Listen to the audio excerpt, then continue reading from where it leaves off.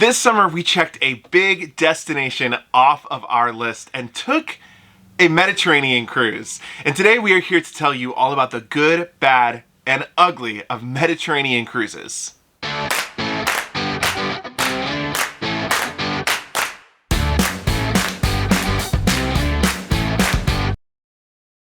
Hey everyone, what's up? My name is Jordan. And I'm Jared. And we are JJ Cruise. Thank you so much for watching the video today. We are talking all about Mediterranean cruises. We spent a pretty decent amount of time in Europe this past spring, and we're excited to talk about everything Mediterranean. But before we get into it, if you could do us a favor and hit the subscribe button. Yeah, and hit the thumbs up. We are looking to get 30,000 subscribers here, and we're so close. If you can just hit that thumbs up and the subscribe button, we'll get there before we know it. Now, let's get into the good, bad, and ugly of Mediterranean cruises. Within these, we're going to tell you the top Mediterranean cruise tips, Mediterranean cruise reviews, as well as the Mediterranean cruise excursion tips, which we all know everyone wants to know. Now, many of you at home may have never cruised the Mediterranean, so today, in this Mediterranean cruise review, we hope to answer a lot of questions about excursions, what it's like to be on the ship, and talk about what it's actually like to sail in the Mediterranean Sea, because we have found that it's quite different from sailing in the Caribbean. Let's get into the good, and of course we're going to talk about the bad and then the ugly at the very end, but let's start with the good, and first is the amount of ports, and not just any ports, new ports. I mean, you're going to new destinations, new countries every other day. There's rarely a day that you have just a normal sea day where you're just relaxing in the sun. No, you are on the go all the time, figuring out different new cultures and really fun things to do while at port. Now, we sailed in the Mediterranean actually twice. Once on the Celebrity Edge and once on the Celebrity Beyond. And between both ships, we hit up around 13 ports in total over the period of 2 weeks. So that can tell you right there that there really wasn't many sea days on these cruises. It was great because these were ports we've not been to before. In the Caribbean, we've been to Nassau and Cozumel many times, but it was really a once-in-a-lifetime opportunity to get to go to places like La Spezia, Italy, Monaco, Spain, France. I mean, we went all over the place, and it was really cool. Another great thing about this is that they were longer port stays as well. Not just more port stays, but longer days. Since we didn't have a long distance to travel, a lot of these ports were pretty close to each other. That meant that we got up at maybe 7 or 8 a.m. in the morning, got off, and came back sometimes when it was dark outside. Now, because the ports in the Mediterranean are so close together and you're not going long distances, you're typically traveling at a very slow speed. Now, this is great because rarely do you actually feel the motion in the ocean. A lot of people do experience seasickness and getting a little queasy, especially when the waters can get choppy. The Mediterranean Sea, for the most part, for the 2 weeks while we were sailing, was very calm, and rarely do I remember actually feeling the ship rock at all. Many times at night during dinner, we actually looked out from the main dining room on board the ship and could just see it almost looked like glass because it was so smooth. It was truly an awesome experience and really a good place to go if you're someone who's prone to seasickness. Now, not only do you get diversity in the people that you're around and the cultures that you're experiencing at port, you also get that on the ships. And this is very different from cruising in North America, where primarily many of the guests are from the United States and Canada. When you're in Europe, you have people that are truly from all over the world. I think on our cruise we met people from throughout Europe, from Australia. It was a very cool experience to get to mingle and meet with other travelers from different backgrounds and different countries, because you don't often get that when you're sailing from North America. I think one of the coolest parts for me is just seeing the amount of different languages spoken. Of course, on board this ship, since it was a celebrity ship, English was the #1 spoken language, but it was almost the communal language. There was still a lot of people that spoke all the different native languages from whatever countries they came from, and you got to go ahead and witness that at port as well. It was just a really cool thing that we don't get a lot of back in the States. This next one, I am sure you all are ready for. It is the food while at port. The food at port was phenomenal, and a tip here for Mediterranean cruises, Mediterranean cruise tip, would be that you have to use some kind of TripAdvisor or some kind of online tool to find those best hidden spots. Because when you find those local gems, oh my gosh, your mouth will salivate just wanting it over and over again. Now, this is a place where you're going to want to plan and budget a little bit for money that you're spending off of the ship. Rarely, when we're cruising in the Caribbean, do we make sure that we're going to have lunch and dinner off the ship, because we've already paid for that, of course. But when you're in Europe and Italy and you have access to freshly made pastas and pizzas and food that you can only get there, you better believe that we're not eating on the ship, and we are eating at every single port whenever we get the chance to. And we were not sorry that we did it. The food was mwah. Now, if you're new to Mediterranean cruising and never been over to any parts of Europe, most countries in Europe are a part of the EU and use the same currency called the euro. The good thing about this is that you can kind of take out a good lump sum and use it at every single port and not have to change it up per port. Some very basic, but if you've never gone, we just want to make sure that you know that that is a kind of a good plus for Mediterranean cruising. If you get on a ship or you fly over there without the euro, you actually can exchange that money on board. That was something that we did multiple times down at the guest services desk, and we actually found the rate to be pretty reasonable, especially when we would stop in ports where the exchange rate would be dramatically high for the US dollar. Of course, they know that tourists are coming in every single day, so check that out and find a good place before you go to the Mediterranean to exchange those dollars so that you don't have to lose a lot of your money. One last thing here that we have to mention is the weather. Now, we went in late April, early May, and we were expecting cooler temperatures in the 50s and 60s. That was not what we got. It was in the 80s, and every day at port, it was hot. Now, it did get cooler in the evening, but you definitely want to pay attention to the weather when you're going over there. The Mediterranean weather can be quite volatile in terms of the temperature.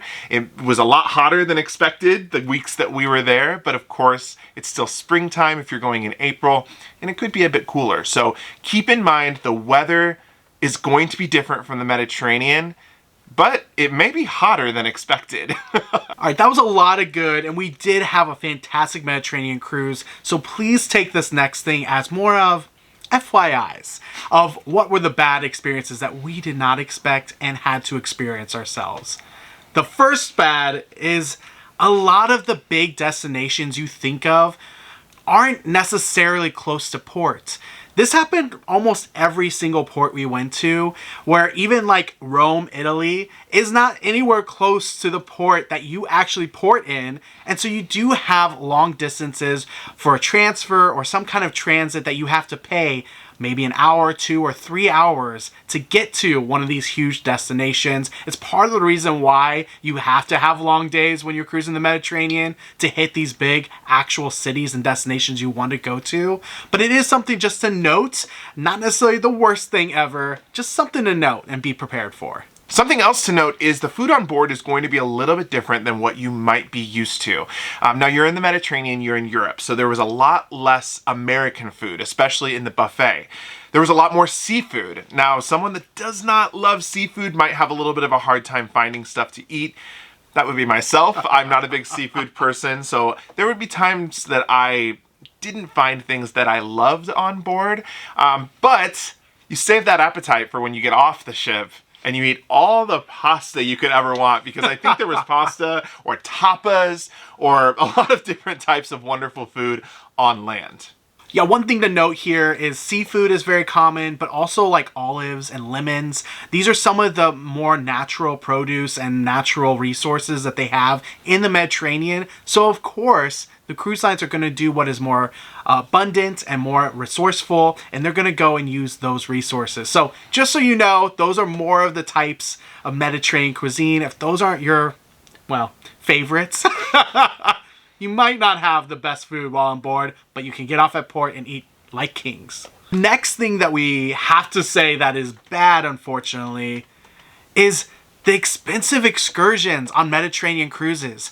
As you know, Mediterranean cruises are already going to be higher costs for anyone traveling outside of Europe and in the Mediterranean. So when you get there, you hope that you can do a lot of things at ports or for cheap.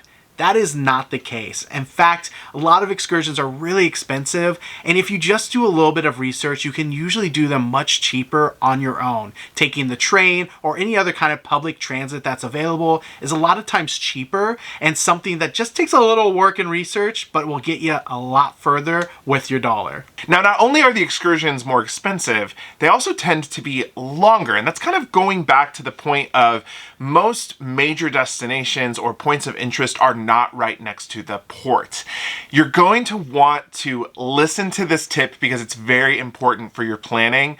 When you are planning excursions for your Mediterranean cruise, we do not recommend that you do 2 long excursions on back-to-back days. We did this, and this was probably our biggest faux pas during our Mediterranean cruise. We woke up, we had a 10-hour excursion, we got back to the room pretty late, we were exhausted, and then we had to wake up at 6 a.m. the next day for another 10-hour excursion.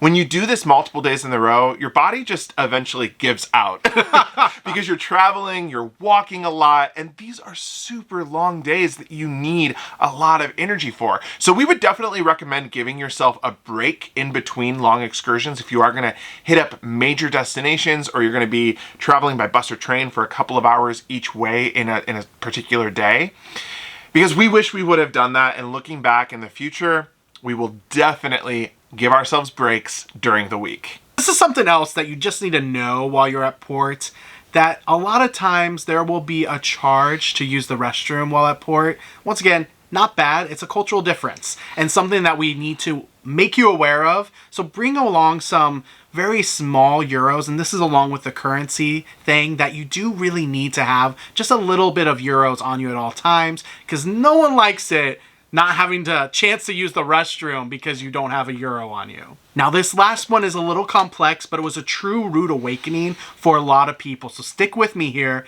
but there's a value-added tax in the EU for specific itineraries. Now, what this value-added tax is for any onboard purchases. This can include beverage packages, beverage package upgrades while on board, as well as shopping on board or other things that you do on board.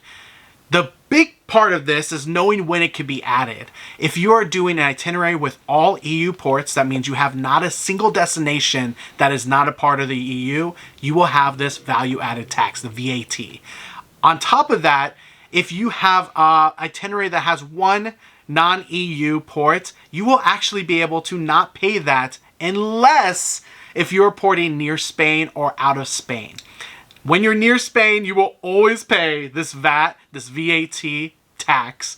However, it's something you just need to know about because it is truly an additional cost to anything and everything on board, including some things that you wouldn't think of normally if you're sailing out of another destination such as North America. To give you a very practical example of this, when we got on board, we were going to upgrade our drink packages from classic to premium. Now in the Caribbean, that cost $10 per person per day, plus gratuities. When we got up to the guest services desk to do this, they told us that between the heightened cost for the Mediterranean cruise and the Spanish VAT, it would be $20 per day per person plus gratuities. That is double the cost. We had no idea that was going to be the situation, and we absolutely did not upgrade our drink packages because it was double the price that we expected to pay for it. That was the end of the bad. But now it's time for our ugly. And this was truly, truly ugly. And this will change our plans in the future for any Mediterranean cruises that we ever do. Now, we said that we cruised on the Celebrity Beyond. We were actually on the second sailing for the Beyond. If you don't know much about that ship, you can check out our other content about that ship. We were so excited to be on this ship because we love that class of ship. This was probably the most anticipated ship of 2022 for Jared and I. And we just could not get on the ship fast enough and experience and enjoy everything the ship had to offer.